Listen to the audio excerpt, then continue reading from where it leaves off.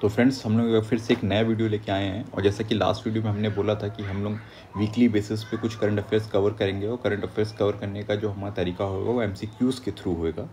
तो हमने 16 जनवरी से लेकर 22 जनवरी के कुछ करंट अफेयर्स कवर किए हैं MCQs के थ्रू।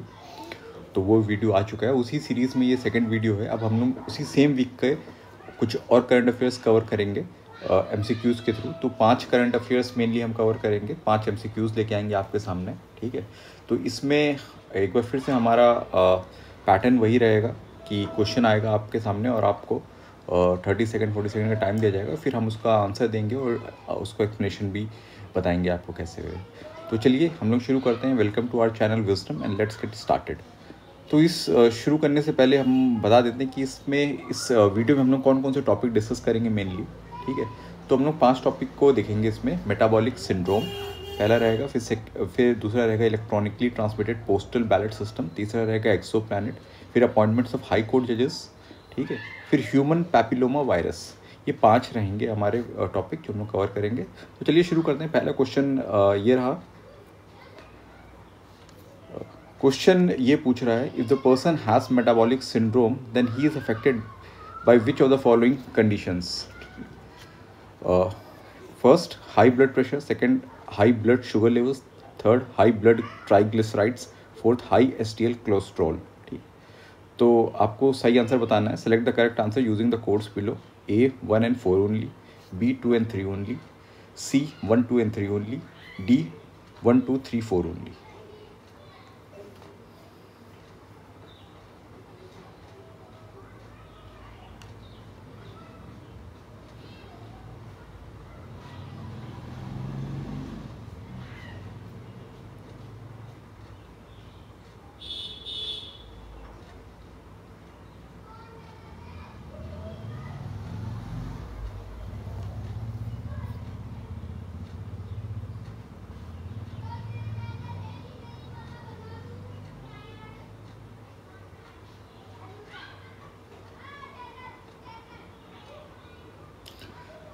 तो चलिए इसका आंसर देखते हैं। इसका आंसर है, तो इस क्वेश्चन का आंसर है C 1 2 and 3। तो इस आंसर ये रहा इसका 3। मतलब इसमें मेटाबॉलिक सिंड्रोम के कंडीशंस में ये 3 चीज़ें होंगी, प्लस इसके अलावा कुछ और भी चीज़ें होंगी, वो हम एक्सप्लेनेशन में देखेंगे। मेन इसमें रहेगा हाई ब्लड प्रेशर है। अगर आपको हाई ब्लड शुगर लेवल्स हैं और आपके ब्लड्स में हाई ब्लड ट्राइग्लिसराइड्स हैं। ट्राइग्लिसराइड एक टाइप का फैट होता है, ठीक है, जो एनर्जी स्टोर करता है हमारी बॉडी में। तो ये तीनों चीज़ें अगर हाई है, high blood pressure, high BP, high sugar levels and high triglycerides, तो आपको मेटाबॉलिक सिंड्रोम से अफेक्टेड है। तो मेटाबॉलिक सिंड्रोम के बारे में थोड़ा सा हम लोग और जानते हैं कि मेटाबॉलिक सिंड्रोम है क्या, ठीक है। मेटाबॉलिक सिंड्रोम जो है ये 5 कंडीशन का एक ग्रुप है। मतलब अगर 5 कंडीशंस होती हैं तो बोला जाता है, क्या कहते हैं, कि आदमी को मेटाबॉलिक सिंड्रोम है। और ये कंडीशंस अगर होती हैं तो ज़्यादा चांसेस होते हैं कि इन कंडीशन से आगे चल के heart disease, cardiovascular disease, stroke, heart attack, diabetes जैसी अदर बीमारीज भी हो सकती हैं, ठीक है। तो अगर किसी को इन 5 में से 3 चीज़ें हैं तो उसको डायग्नोस किया जाता है कि उसको मेटाबॉलिक सिंड्रोम है।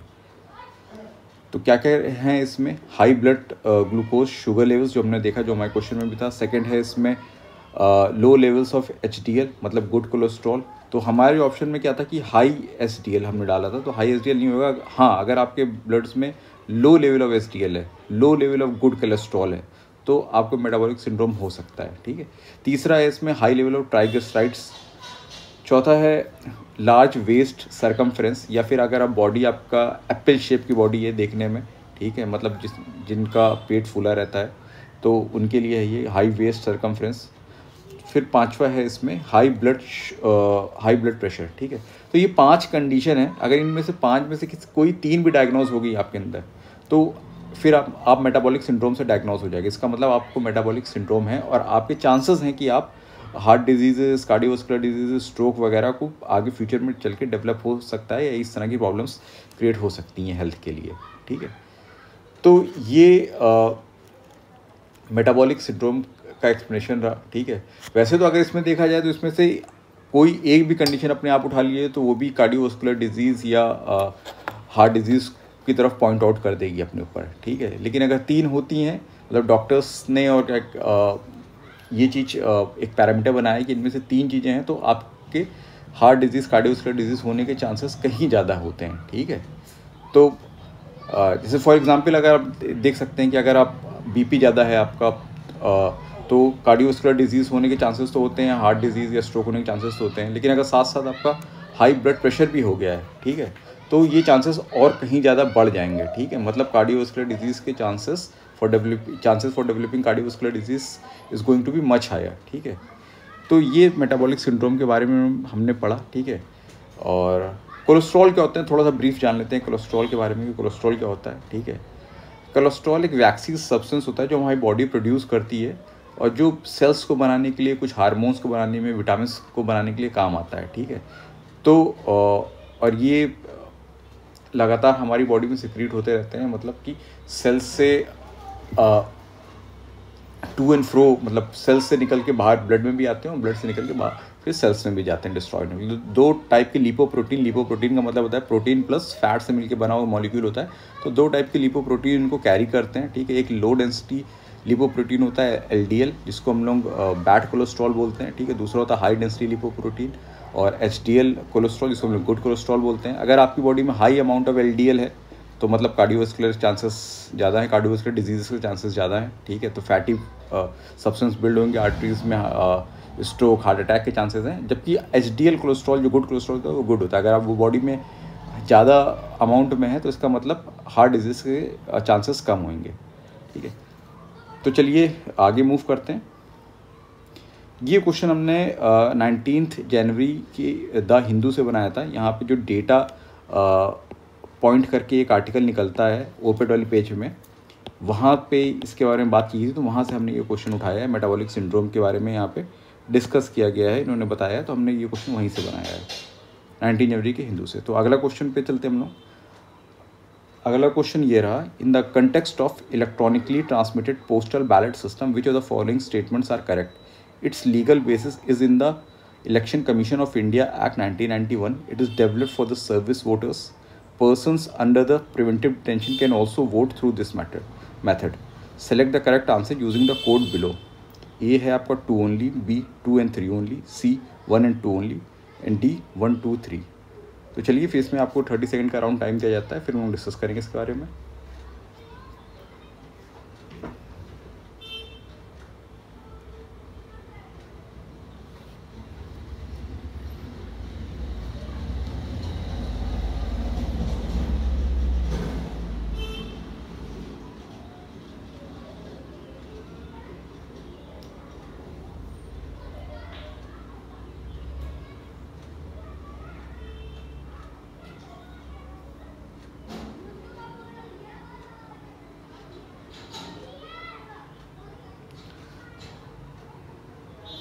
तो चलिए इसका आंसर देखते हैं, इसका आंसर क्या होएगा।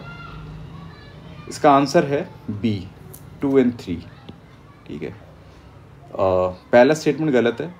Electronically transmitted postal ballot system जो है वो उसका legal basis Election Commission of India Act में नहीं है, उसका legal basis Representation of People's Act में ही है, ठीक है। और ये जो पहले का पोस्टल बैलेट सिस्टम बनता था, उस चलता था सर्विस वोटर्स के लिए ही, उसका ही इलेक्ट्रॉनिक फॉर्म है ये।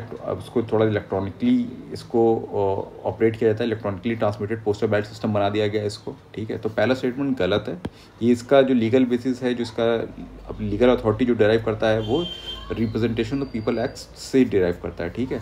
और ये service postal ballot system service voters के लिए था, तो ये भी सर्विस वोटर्स के लिए ही है। सर्विस वोटर क्या होता है वो हम देखेंगे, वो रिप्रेजेंटेशन ऑफ पीपल एक्ट्स में डिफाइन किया गया है, ठीक है। और तीसरा स्टेटमेंट भी सही है, जो लोग प्रिवेंटिव डिटेंशन के अंडर में होते हैं, डिटेन किए जाते हैं, वो भी इस मैटर के थ्रू वोट कर सकते हैं, ठीक है। तो electronically transmitted postal ballot system क्या है, ये रहा। इसको इलेक्शन कमीशन ऑफ इंडिया ने in association with CDAC, centre for development of advance computing के साथ मिलकर डेवलप किया है। मैंने पहले भी बोला कि जो पोस्टल बैलेट सिस्टम है उसी का ये इलेक्ट्रॉनिक फॉर्म है, ठीक है। इसमें आधा ट्रांसमिशन जो होता है पोस्टल बैलेट का इलेक्ट्रॉनिक फॉर्म में होता है, तो इसको इलेक्ट्रॉनिकली ट्रांसमिटेड बोला गया है, ठीक है। तो ये मेनली किसके लिए ऑपरेट किया जाता है, किसके लिए चलाया जाता है? सर्विस वोटर्स के लिए। सर्विस वोटर्स को रिप्रेजेंटेशन ऑफ पीपल एक्ट में उसके सेक्शन 20 में डिफाइन किया गया है, ठीक है। कि रिप्रेजेंटेशन ऑफ पीपल एक्ट के 1950 के जो सेक्शन 20 है उसमें सर्विस वोटर्स को डिफाइन किया गया है। सर्विस वोटर कौन कौन से होते हैं, ठीक है। जो आर्म फोर्सेस के मेंबर है, मतलब आर्मी, नेवी, एयरफोर्स, उसके जो मेंबर्स होते हैं उसमें सर्व करते हैं, ठीक है, वो सर्विस वोटर्स कहलाते हैं। फिर members of a force to which the provisions of Army Act 1950 applies, मतलब कि central armed police forces, CRPF, CISF, इस टाइप के जो फोर्सेस होती हैं, ठीक है, उनके मेंबर्स पे ये अप्लाई करता है जो अपने जहाँ के इलेक्टोरल रोल में रजिस्टर होते हैं वहाँ पे वो पोस्टेड नहीं होते, उनकी पोस्टिंग बाहर होती है, तो उनको भी सर्विस वोटर्स माना जाता है, ठीक है। तीसरा, ये जो स्टेट की पुलिस होती है, स्टेट की पुलिस के मेंबर्स के लिए जो कि उस स्टेट के बाहर पोस्टेड हैं, ठीक है, members of arm police forces of state who are serving outside the state, मतलब अपने स्टेट से बाहर काम कर रहे हैं, पर्टिकुलरली सपोज कोई यूपी का पुलिस वाला है, वो बाहर महाराष्ट्र में काम कर रहा है, तो उसके लिए भी सर्विस वोटर्स रहेगा, ठीक है, वो भी सर्विस वोटर की कैटेगरी में आएगा। फिर गवर्नमेंट ऑफ इंडिया के employees who are posted outside India, मतलब कि ये वो लोग होते हैं जो आपके आईएफएस और उनकी फैमिली एम्बेसडर, हाई कमिश्नर्स होते हैं, वो लोग भी सर्विस वोटर की केस में आते हैं। तो इनके लिए पोस्टल बैलेट सिस्टम था पहले, अब वही electronically transmitted postal ballot system हो गया है, ठीक है। तो साथ साथ सर्विस वोटर्स के साथ साथ इसमें ओवरसीज़ वोटर्स जो होते हैं ना, जो इंडिया के सिटीजन बाहर हैं किसी काम से, वो गवर्नमेंट में एम्प्लॉय नहीं होते हैं, वो बाहर होते हैं किसी काम से, तो वो भी इस पोस्टल सिस्टम के थ्रू अपना वोट कास्ट कर सकते हैं, ठीक है। तो इसका ऑपरेशन कैसे होता है, इसको ऑपरेट किया जाता है, वो हम लोग बताएंगे। और साथ साथ इसके साथ साथ और कौन कौन से लोग कर सकते हैं, ठीक है।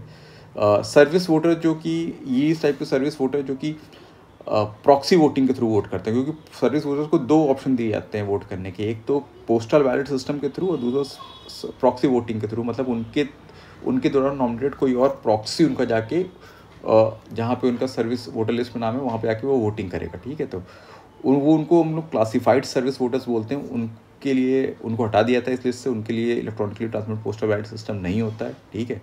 और सर्विस वोटर्स जो ये आर्म फोर्सेस, आर्मी, नेवी के जो मेंबर्स होते हैं, इनकी जो वाइफ होती हैं, ठीक है, उनके साथ अगर वो बाहर पोस्टेड हैं, मतलब अपनी लोकेशन से, तो वो भी सर्विस वोटर की कैटेगरी में आती हैं, ठीक है। उनको भी क्या कहते हैं, electronically transmit postal ballot system के थ्रू अपना वोट कास्ट करने का ऑप्शन रहता है उनके पास, ठीक है। तो ये सर्विस वोटर की कैटेगरी है जिसको क्या कहते हैं इसमें इंक्लूड किया जाता है। तो service voter plus overseas voters postal ballot system के थ्रू अपना वोट कास्ट कर सकते हैं, ये उन्हीं के लिए बना है। कैसे बना है, मतलब कैसे ये काम करता है, ठीक है, वो हम लोग देख लेते हैं। ये पूरा डायग्राम के थ्रू बताया गया है, ठीक है, कि एक रिटर्निंग ऑफिसर होता है हर जगह, हर कॉन्स्टिट्यूंसी का, तो इनके लिए भी एक रिटर्निंग ऑफिसर अपॉइंट किया जाता है through election Commission of India, ठीक है। वो ई पोस्टल बैलेट बनाता है, मतलब ई पोस्टल बैलेट जनरेट करता है और ई पोस्टल बैलेट पिन भी जनरेट करता है, ठीक है।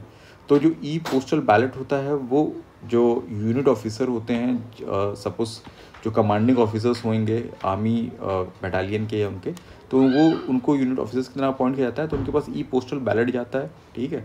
और उसके साथ साथ एक रिकॉर्ड ऑफिसर भी होता है जिसके पास e postal ballot pin, EPB pin जाता है उसके पास।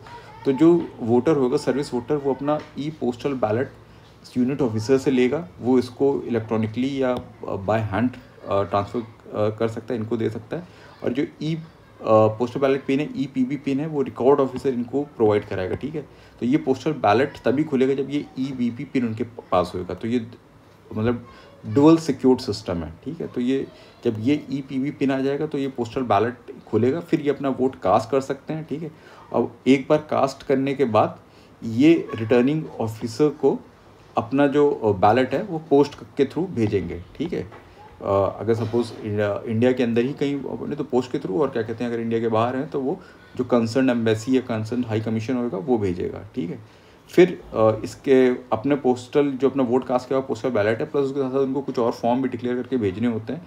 तो जो रिटर्निंग ऑफिसर है वो उन फॉर्म्स को प्लस पोस्टल बैलेट को रिसीव करेगा, उन फॉर्म्स को स्कैन करेगा। ये आपके मतलब के नहीं है, लेकिन नाम ऐसे लिखा है 13C, 13A, 13B, ठीक है। इसमें कुछ डिक्लेरेशन रहती है, तो ये वो रिसीव करेगा। अगर इनमें से कुछ इनवैलिड हुआ तो वो वोट को इनवैलिड करके रिजेक्ट कर दिया जाएगा, और अगर वैलिड है तो फिर उसको वो बैलेट एक्सेप्ट कर लिया जाएगा, ठीक है। तो ये वाला जो प्रोसेस होता है ये इलेक्ट्रॉनिकली होता है। जो रिटर्निंग ऑफिसर होता है वो यूनिट ऑफिसर को e postal ballot by electronic medium के थ्रू भेजता है, और ई वीवीपैट भी इलेक्ट्रॉनिक मीडियम के थ्रू होता है।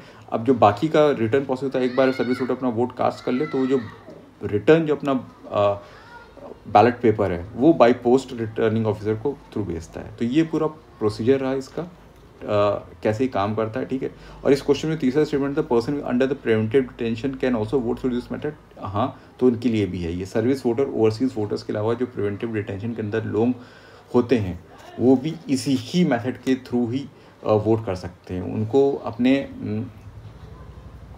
मतलब अपने पोलिंग बूथ जाने की इजाज़त नहीं होती, वो भी इसी मेथड के थ्रू वो भी अपना वोट कास्ट करेंगे। और ये भी रिप्रेजेंटेशन ऑफ पीपल एक्ट 1950 के अंदर दिया गया है, ठीक है। उनको रिप्रेजेंटेशन ऑफ पीपल्स एक्ट 1951 के अंदर वोटिंग राइट कन्फर्स किए गए हैं to the people who are held in the preventive detention और electors subjected to the preventive detention, ठीक है। वो इसी के थ्रू अपना वोट कास्ट करेंगे। तो हम लोग ने सर्विस वोटर, ओवरसीज वोटर सब देख लिया। अब हम लोग नेक्स्ट क्वेश्चन की तरफ चलते हैं। और ये क्वेश्चन जो हमने लिया है 19 जनवरी इंडियन एक्सप्रेस का एडिटोरियल था, ठीक है। यहाँ पे ई पोस्टल बैलेट सिस्टम की बात की गई है यहाँ पे, तो वहाँ से हमने ये क्वेश्चन बनाया है। अब नेक्स्ट क्वेश्चन की तरफ चलते हैं। नेक्स्ट क्वेश्चन हमारा ये रहा, क्वेश्चन नंबर 8, ठीक है। नंबरिंग 8 इसलिए क्योंकि 5 क्वेश्चन पहले हो चुके हैं और इस वीडियो का ये तीसरा है, ठीक है। In the context of exoplanet which of the following statements is true regarding the method of finding them. पहला है first statement, first, wobble method is use to find the large exoplanet similar to Jupiter. Transit method is used to find the small exoplanets similar to Earth. Now select the correct answer using the codes below, 1 only, 2 only, both, or neither one, not two. तो इसमें वही 30 second का round time आपको मिलता है।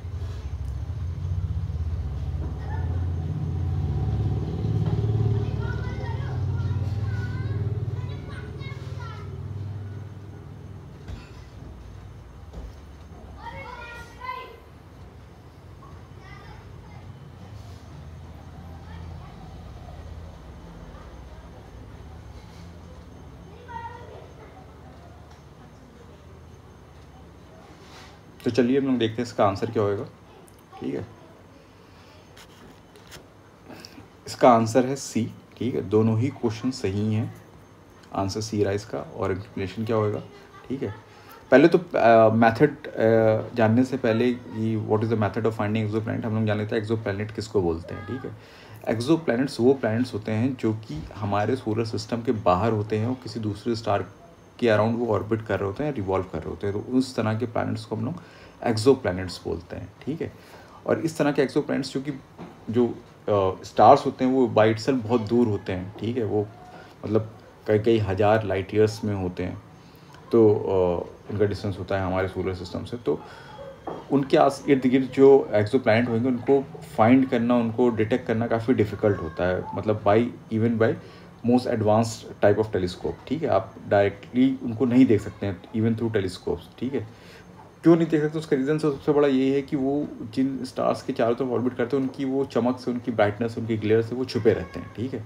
तो इसीलिए astronomers ने एक और दूसरा तरीका इनडायरेक्ट वेज मतलब डिफाइन किया है, या इनडायरेक्ट मेथड्स ढूंढे हैं इस तरह के एक्सोप्लैनेट्स को ढूंढने के लिए, ठीक है। वो क्या, उसमें एस्ट्रोनॉमर्स क्या देखते हैं, वो जो इफेक्ट जो एक्सोप्लैनेट्स होते हैं वो जो अपने स्टार्स के ऊपर इफेक्ट क्रिएट करते हैं, ठीक है, उन इफेक्ट को लोग रीड करते हैं, उसके बेसिस पे एक्सोप्लैनेट्स को डिटेक्ट करते हैं। तो ये जो इफेक्ट्स हैं ये कई मेथड्स होते हैं, लेकिन 2 मोस्ट प्रोमिनेंट मेथड हैं, उसको हमने क्वेश्चन में डिस्कस किया है, उसके थ्रू ही वो इन एक्सोप्लैनेट्स को डिटेक्ट करते हैं। तो क्या मेथड है, एक तो जैसे हमने पहले बोला कि ये एक तो वॉबल मेथड है, ठीक है। इसमें ये क्या होता है कि जैसे आपने कभी लट्टू घूमते देखा हो, तो लट्टू रोटेट करने के साथ साथ अपनी एक्सिस पे थोड़ा सा वॉबल भी करता है, थोड़ा ऐसे हल्का हल्का वॉबल करता रहता है, ठीक है, अपने सेंटर के अराउंड, ठीक है। तो वो वॉबलिंग स्टार्स भी करते हैं, वो स्टार्स चूँकि रोटेट भी करते हैं तो वो साथ साथ वॉबल भी करते हैं, ठीक है। और वॉबल का सबसे बड़ा रीज़न ये होता है कि उनका जो ऑर्बिट करने वाले प्लैनेट्स होते हैं वो उनके ऊपर ग्रेविटेशनल फोर्स एक्सर्ट कर रहे होते हैं। इसकी वजह से जो स्टार्स होते हैं वो थोड़ा अपने एक्सिस पे वॉबल भी करने लगते हैं, ठीक है। तो इसकी वजह से अगर देखोगे आप, तो ये जो बड़े बड़े स्टार्स को जब हम लोग फाइंड करते हैं टेलीस्कोप से, ठीक है, तो उनको देखा जाता है कि वो अपने ऑर्बिट पे थोड़ा सा वॉबल कर रहे हैं, they look like it's wobbling, ठीक है। तो ये वॉबल मेथड है। तो अगर कोई स्टार बहुत ज़्यादा वॉबिल कर रहा है तो इसका मतलब उसके चारों तरफ कोई ऐसा बड़ा सा प्लैनेट है जो उसके ऊपर ग्रेविटेशनल फोर्स एक्सिट करके उसको वॉबिल करा रहा है अपने एक्सिस पे, ठीक है। और इस तरह जो हमारा जुपिटर है हमारे सोलर सिस्टम का, इस टाइप के बड़े प्लैनेट ही अपने स्टार्स को वॉबिल करा पाते हैं। अर्थ टाइप के अर्थ जैसे छोटा प्लैनेट है कंपैरिजन में, तो ये वॉबिल करेगा, नो डाउट। क्या कहते हैं, ये भी ग्रेविटेशनल फोर्स एग्जिट करेगा, उसकी वजह से इस तरह के प्लैनेट की वजह से भी स्टार वॉबिल करेगा अपने एक्सिस पे, लेकिन वो वॉबलिंग इतनी ज़्यादा नहीं होगी, मतलब इट्स बहुत स्मॉल वॉबल होता है जिसको डिटेक्ट करना मुश्किल होता है, ठीक है। तो ये एक तो वॉबल मेथड हो गया। दूसरा मेथड जो होता है ट्रांजिट मेथड। ट्रांजिट मेथड की ये होता है कि चूँकि जब स्टार हम लोग फाइंड करते हैं दूसरे सोलर सिस्टम में, तो उनमें काफ़ी ग्लेयर होती है, काफ़ी ब्राइटनेस होती है, लेकिन जब उनका प्लैनेट जो होता है जो उनके अराउंड ऑर्बिट कर रहा होता है, जब वो सामने से गुजरता है उस स्टार के, तो उनकी जो ब्राइटनेस में थोड़ा सी डिमनेस आ जाती है, थोड़ी सी डिम आ जाता है, थोड़ा सा डिम हो जाते हैं वो, ठीक है। तो ये जो मतलब थोड़ा सा लेस ब्राइट लगने लगते हैं। तो ये जो डिमनेस या फिर रिडक्शन जो होता है उनके ब्राइटनेस में, ये थ्रू टेलीस्कोप मेजर्स किया जाता है बाय एस्ट्रोनॉमर्स, ठीक है। तो फिर अगर कोई रिलेटिवली बड़ा प्लैनेट है, ठीक है, तो वो ज़्यादा डिमनेस क्रिएट करेगा जब वो अपने सन के सामने से गुजरेगा। तो और कोई छोटा प्लैनेट है तो वो रिलेटिवली कम डिमनेस क्रिएट करेगा, ठीक है। तो यही डिमनेस देखी जाती है कि कितना रिडक्शन रिड्यूस हो रही है स्टार की ब्राइटनेस के जब उसके सामने से कोई प्लैनेट गुजर रहा है। तो अगर कोई प्लैनेट गुजर रहा है और डिमनेस मतलब उसके ब्राइटनेस को कम कर रहा है, डिम कर रहा है, तो ये भी एक तरीका है ट्रांजिट मेथड कि इसके सामने से कोई प्लैनेट गुजरा, ठीक है। तो इस मेथड से भी हम लोग प्लैनेट्स को डिटेक्ट करते हैं, एक्सो प्लैनेट्स को डिटेक्ट करते हैं, ठीक है। और इसको हम लोग ट्रांजिट मेथड बोलते हैं, ठीक है। ये इसमें करते क्या है, वो ये लिखा है कि astronomers observe how the brightness of the stars changes during the transit of a planet, ठीक है। तो इसकी और बड़े प्लैनेट मतलब अर्थ टाइप के छोटे प्लैनेट इसी मेथड के थ्रू ही करते हैं, डिटेक्ट किए जाते हैं, और बड़े प्लैनेट होते हैं वॉबल मेथड के थ्रू किए जाते हैं। तो ये भी हमने 19 जनवरी का जो 19 जनवरी इंडियन एक्सप्रेस का जो आर्टिकल था एक्सो प्लैनेट का एक्सप्लेन पेज में निकला था, तो वहाँ से हमने ये क्वेश्चन उठाया है, ठीक है। तो चलते हैं हम लोग नेक्स्ट क्वेश्चन के ऊपर। ये क्वेश्चन नंबर 9 रहा, ठीक है। ये हाई कोर्ट जजेस के अपॉइंटमेंट से लेकर in the context of the appointment of the जजेस to the high Court which of the following statements are correct. First, the recommendation for appointment is initiated by the Supreme Court collegium to the Union government. Second, the statement center can accept the recommendation or return it back to the Supreme Court Collegium. Select the correct answer using the code below. 1 only, 2 only, both, and neither.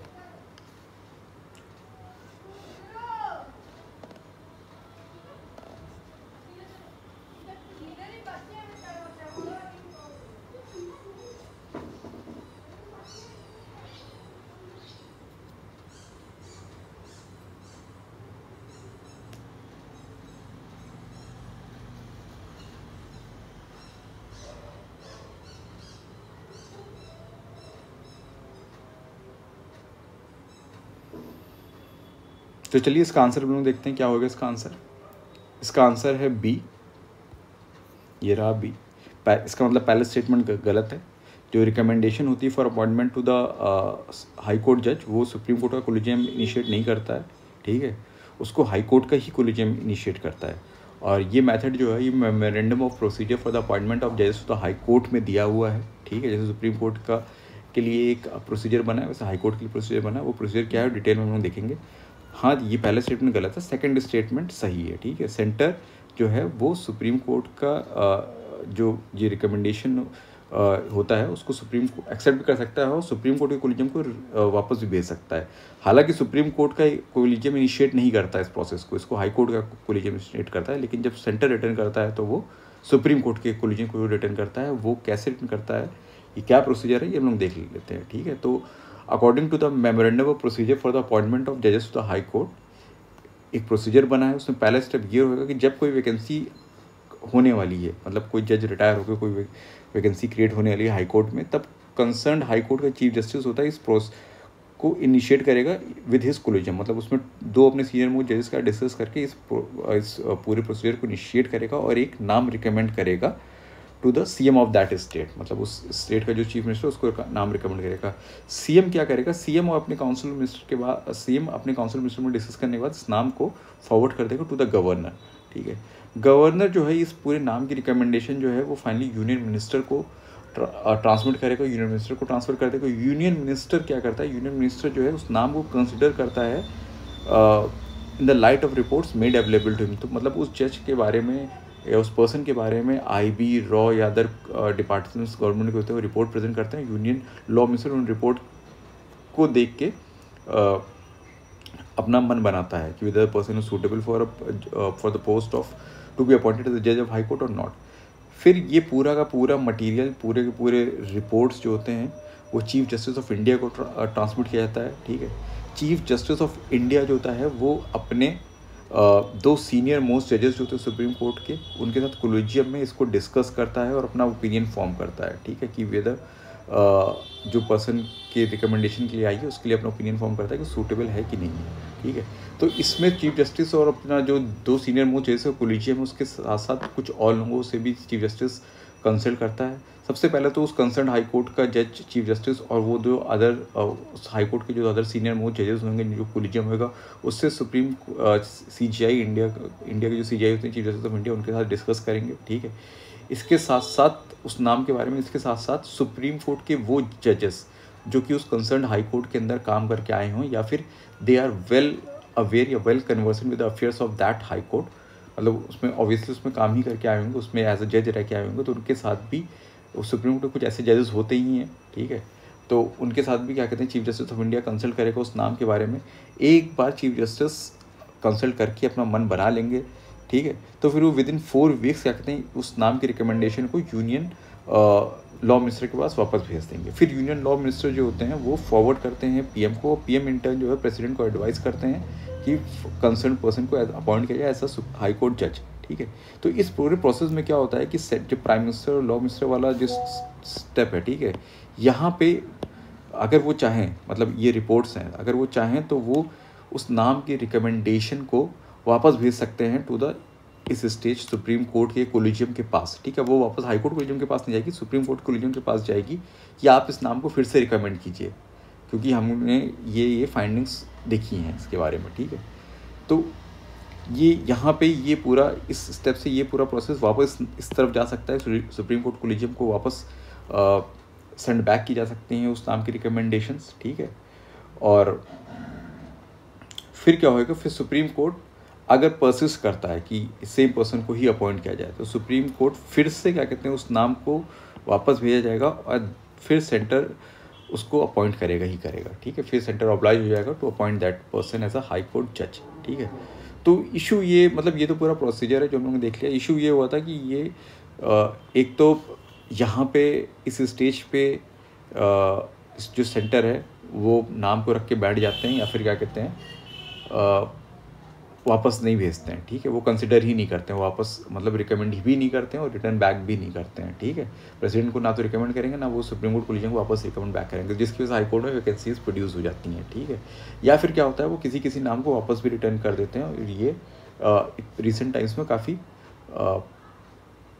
काफ़ी ये issue बना है, ठीक है, कि इसकी वजह से सुप्रीम कोर्ट और जुडिशरी एग्जीक्यूटिव के बीच में टसल्स क्रिएट हो गई थी, ठीक है। तो ये पूरा मेमोरेंडम प्रोसीजर है फॉर अपॉइंटमेंट ऑफ जजेस, जिसके थ्रू हाई कोर्ट के जजेस का अपॉइंटमेंट होता है।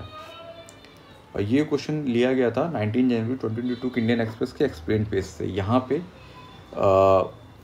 लॉ मिनिस्टर ने कुछ सजेशन दिए थे chief justice of India on memorandum procedure, तो उसके ही रिस्पेक्ट में पूरा प्रोसीजर जो है वो एक बार फिर से लाइमलाइट में आया और ये क्वेश्चन उसी के ऊपर बना है, ठीक है। ये हम लोग इस वीडियो के अपने लास्ट क्वेश्चन पे आ जाते हैं और क्वेश्चन कुछ इस तरह से है, which cancer is most commonly associated with the human papilloma virus. और इसके ऑप्शंस हैं lung cancer, breast cancer, C prostate cancer, D cervical cancer. तो एज़ यूजुअल ऑलमोस्ट 30 सेकेंड का टाइम आपको मिलता है।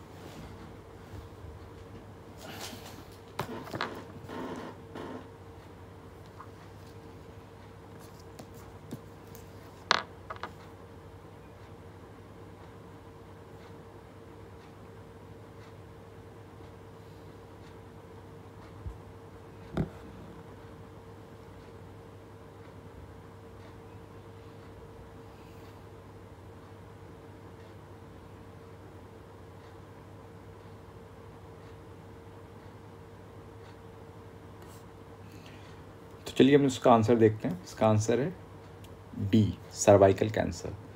तो जो HPV, जिसको ह्यूमन पैपिलोमा वायरस बोलते हैं, ये लीडिंग कॉज है या मोस्ट कॉमन कॉज है सर्वाइकल कैंसर का। ठीक है, तो HPV होता क्या है? HPV ये मोस्ट कॉमन STI है, मतलब sexually transmitted infection.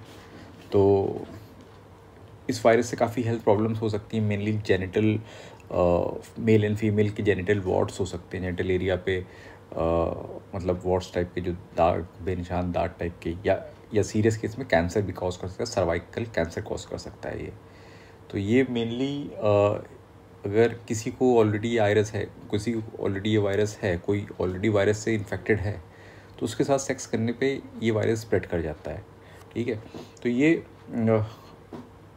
Various type के अलग अलग टाइप के कैंसर कॉज कर सकता है। ठीक है, जिसमें cancer of vagina, cancer of penis, cancer of vulva, ये सब है। लेकिन मोस्ट कॉमन कैंसर जो HPV कॉज करता है वो सर्वाइकल कैंसर होता है। ठीक है, और सर्वाइकल कैंसर से अगर बचना है, HPV इन्फेक्शन से अगर बचना है, तो HPV की वैक्सीन होती है। HPV की वैक्सीन से HPV के इन्फेक्शन से बच सकते हैं और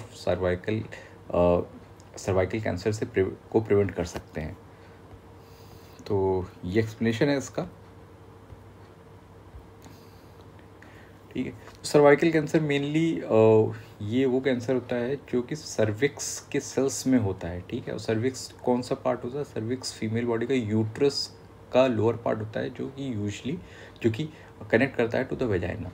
तो ये यूट्रस का वो पार्ट है जो वेजाइना से कनेक्ट करता है। तो यहाँ की सेल्स में जो कैंसर होता है उसको सर्वाइकल कैंसर को बोलते हैं, और इसका लीडिंग कॉज HPV है, ह्यूमन पैपिलोमा वायरस। तो ये क्वेश्चन हमने कहाँ से लिया था वो उसको भी देख लेते हैं। ये क्वेश्चन हमने लिया था 19 जनवरी 2002 के इंडियन एक्सप्रेस के उससे, इंडियन एक्सप्रेस से हमने लिया था ये क्वेश्चन। तो जैसा कि हमने बोला था कि इस हर वीक के हम लोग 10 क्वेश्चन लेके आएंगे। इस 10 क्वेश्चन हमने कंप्लीट कर लिए हैं। 5 क्वेश्चन का पहला वीडियो था, जरूर उसको देखिएगा। और ये सेकंड बाद के 5 क्वेश्चन का ये वाला एक वीडियो आया था। ठीक है, तो मिलते हैं हम लोग अपने नेक्स्ट वीडियो में। नेक्स्ट वीक के हम लोग क्वेश्चंस लेके आते हैं। और साथ ही साथ आप चैनल को करिए सब्सक्राइब, इस वीडियो को करिए लाइक, और कमेंट करना ना भूलिएगा। ओके।